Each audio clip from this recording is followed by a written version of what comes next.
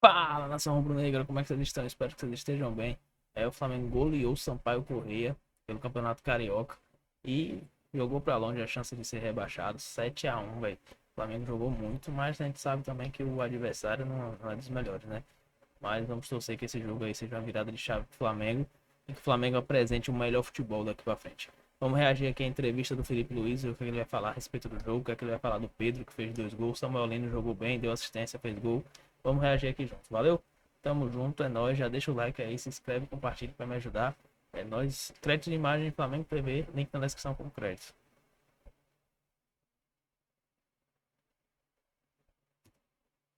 Vem passando por um momento delicado, assim como a parte física de outros atletas também.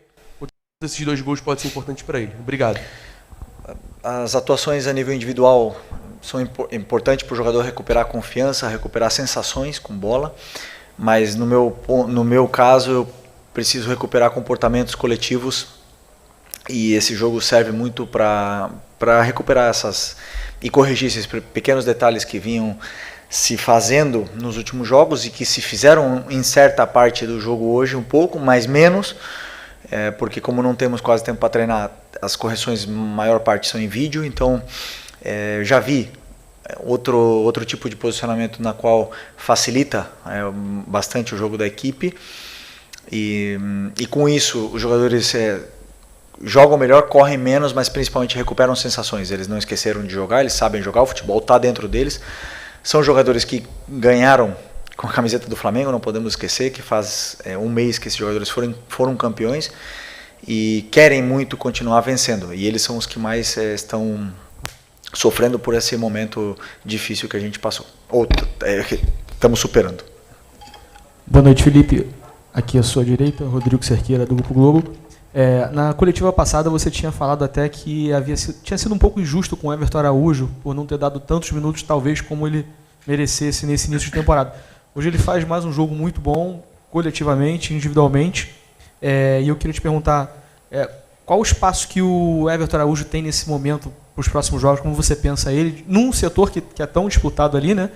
E se você me permite, se um jogo como esse também, contra um adversário que a gente sabe que é mais fraco, mas quanto serve para recuperar a confiança de jogadores que eram tão pressionados quanto o Royal e o Samuel Lino, que participaram de vários gols hoje e jogaram praticamente os 90 minutos em cima, o tempo que tiveram em campo em cima do adversário, participando de jogadas?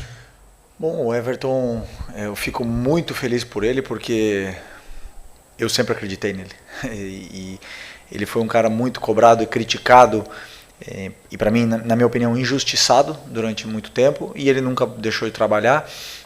Aliás, ao contrário, cada vez trabalha mais. E o futebol o devolve. Como ele dá tudo para o futebol devolve para ele. E um grande momento que ele está vivendo é muito em função disso. Até o ponto de que hoje todo torcedor que cobrava tanto, cada vez que ele era escalado, hoje cobra com que ele esteja escalado. E o mesmo serve para o Lino, para o Emerson Royal. Todos eles são capazes de dar a volta, do mesmo jeito que o Everton deu, que o Wesley deu, que outros jogadores aqui, tantos, o Arão, talvez o que mais, deram essa volta por cima. É possível, depende do trabalho, de paciência e de que o treinador não desista deles. Enquanto eles são patrimônio do Flamengo, eu não desisto de ninguém e quero recuperar a melhor versão desses jogadores.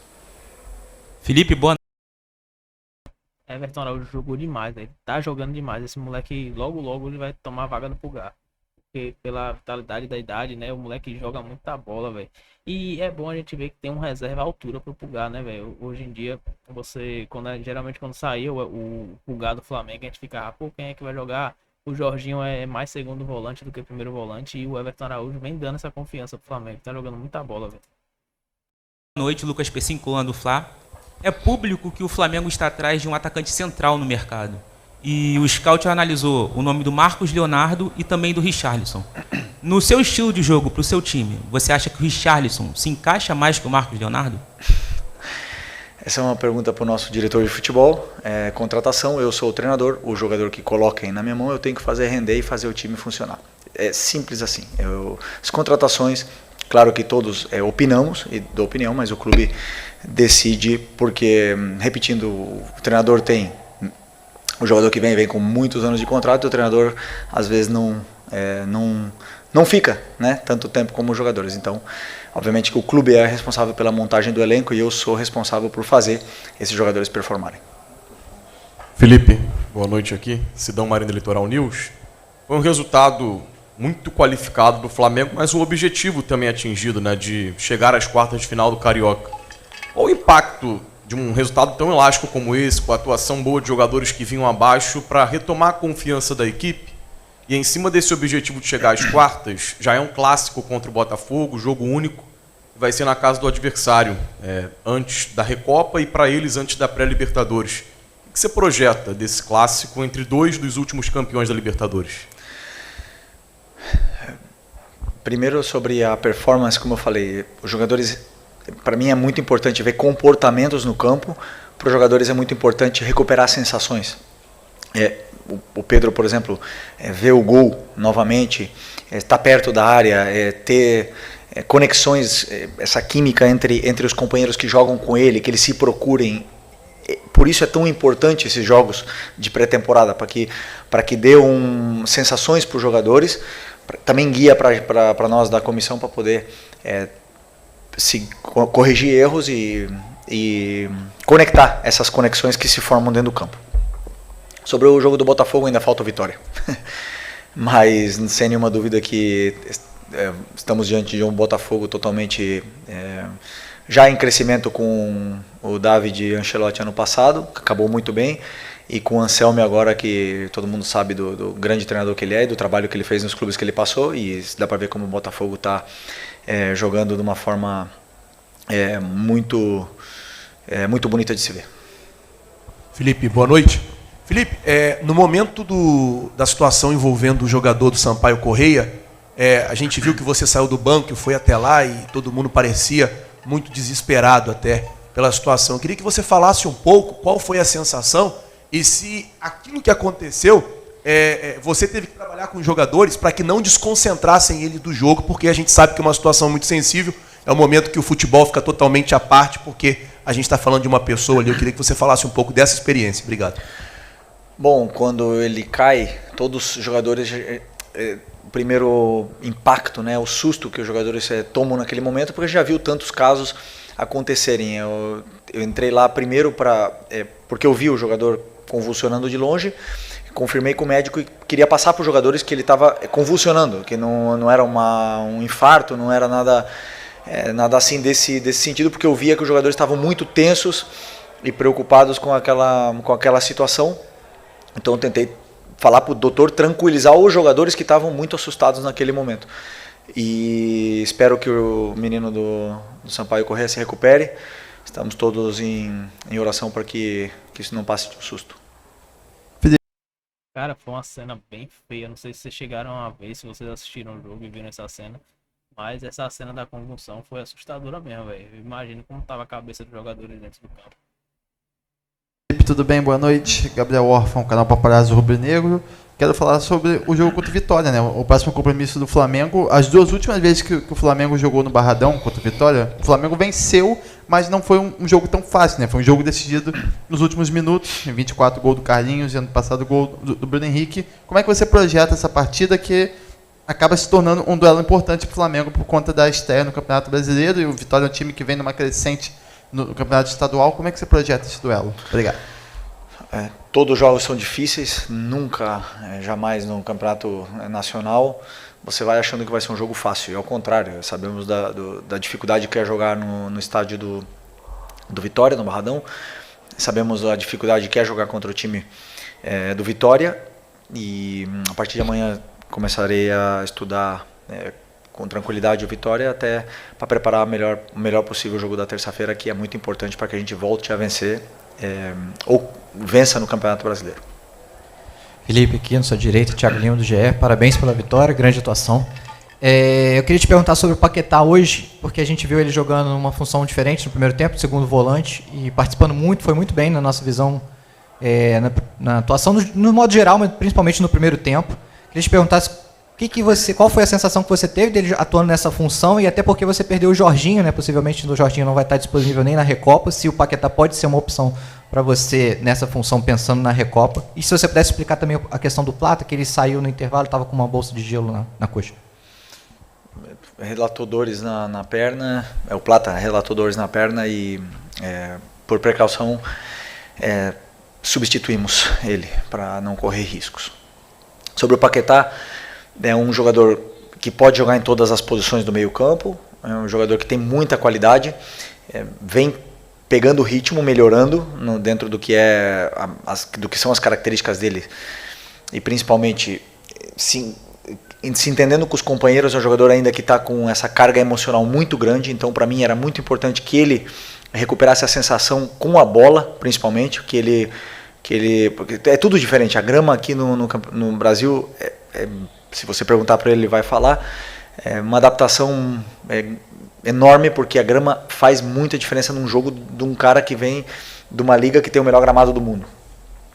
Então todo esse tipo de detalhe para mim era importante, que ele voltasse a se conectar e recuperasse essas sensações positivas com a bola, e que ele normalize estar jogando no clube do coração dele, porque, claro, como eu falei, vem com uma carga emocional grande, quer demonstrar tanto que acaba jogando até acelerado, e eu quero que ele tenha toda a tranquilidade, que a gente conhece o potencial não, o futebol dele, que é um craque e que nos vai dar ainda, vai ajudar muito o Flamengo.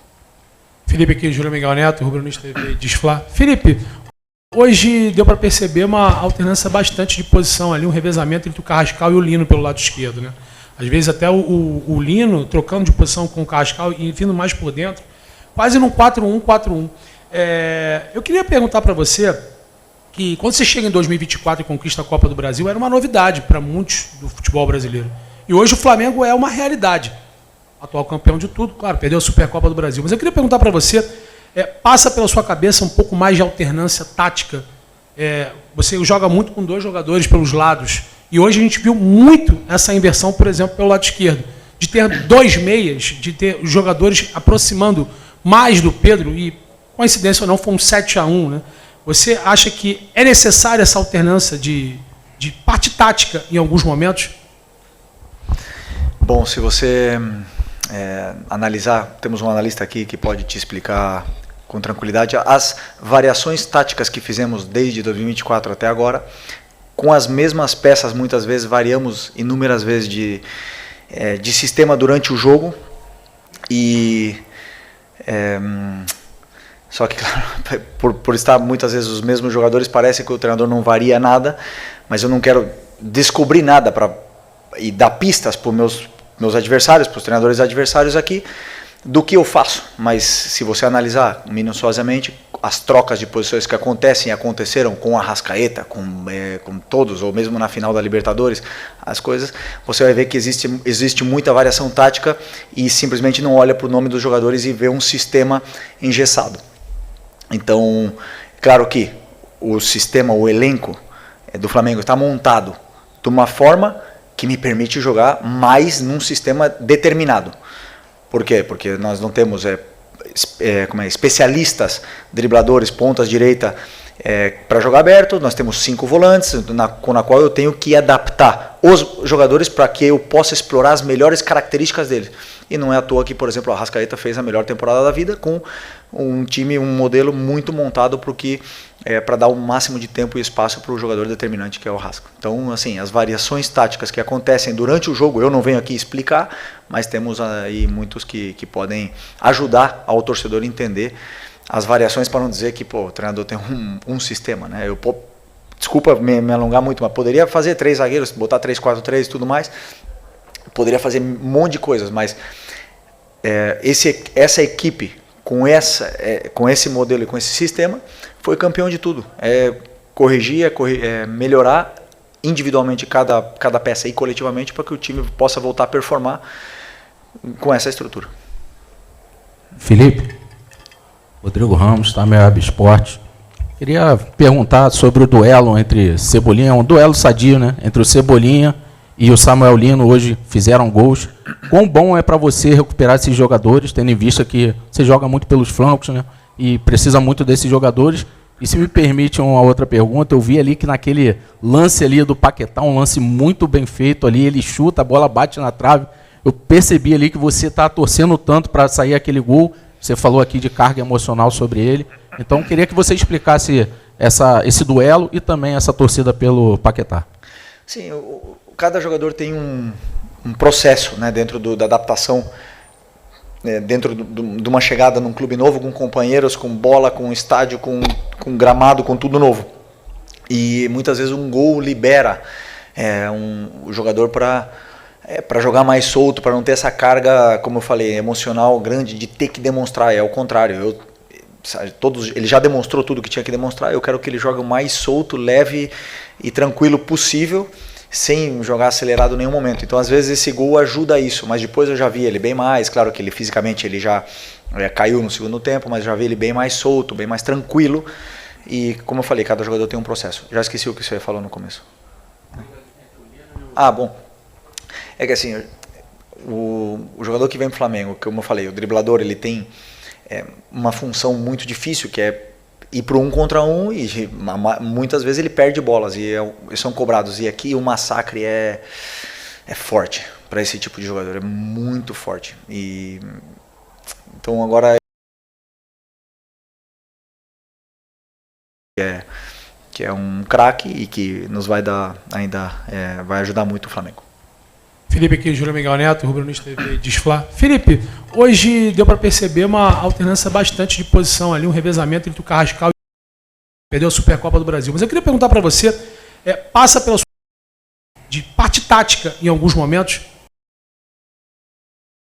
E dar pistas para os meus adversários, para os treinadores adversários aqui, do que eu faço. Mas se você analisar minuciosamente as trocas de posições que aconteceram com a Arrascaeta, com todos, ou mesmo na final da Libertadores, as coisas, você vai ver que existe muita variação tática e simplesmente não olha para o nome dos jogadores e vê um sistema engessado.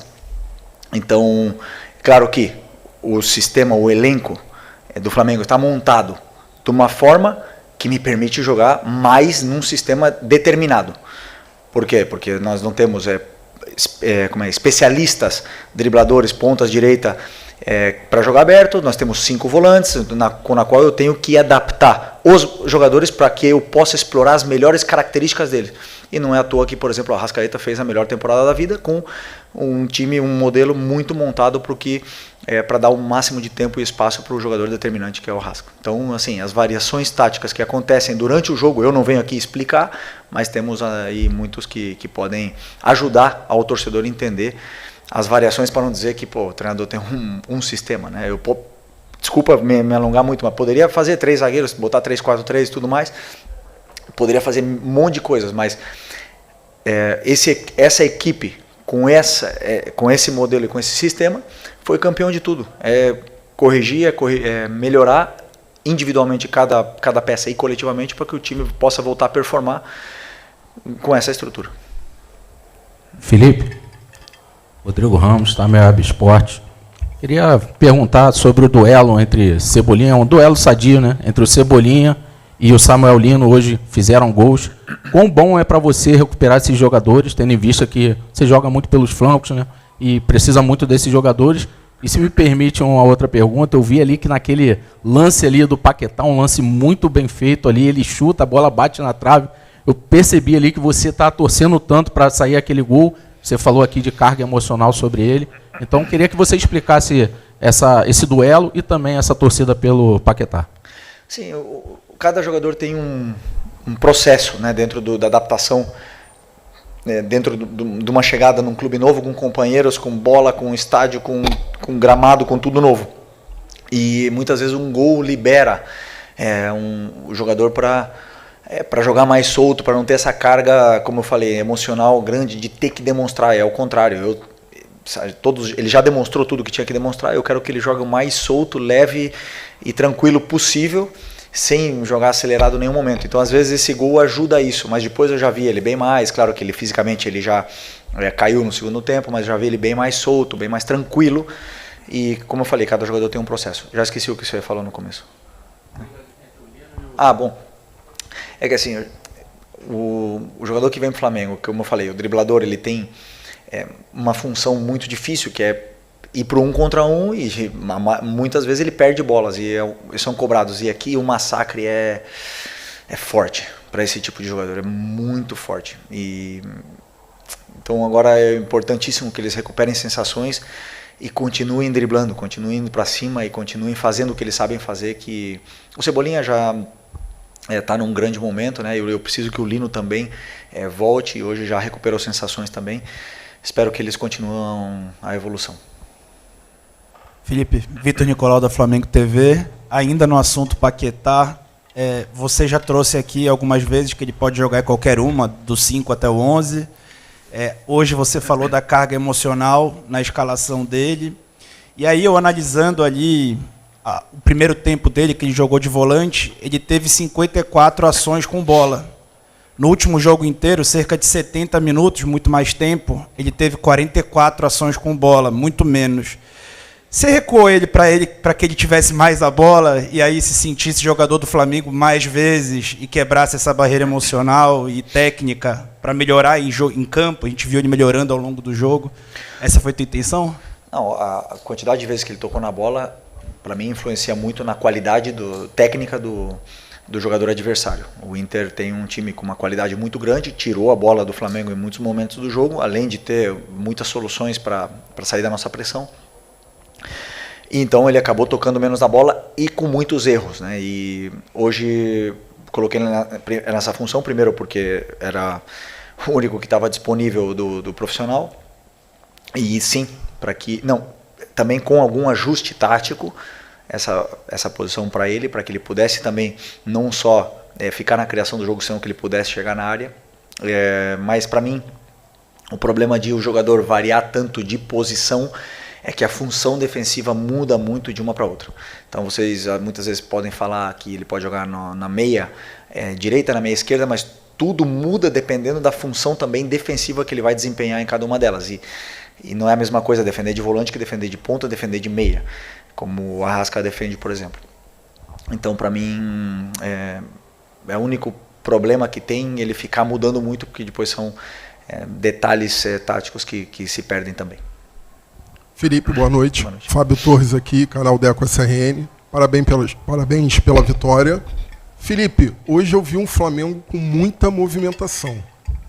Também no setor defensivo, uma linha de 3 na hora de sair, jogando, né? O Ayrton Lucas não subiu tanto assim, né? Estava muitas vezes lá atrás para sair jogando a bola.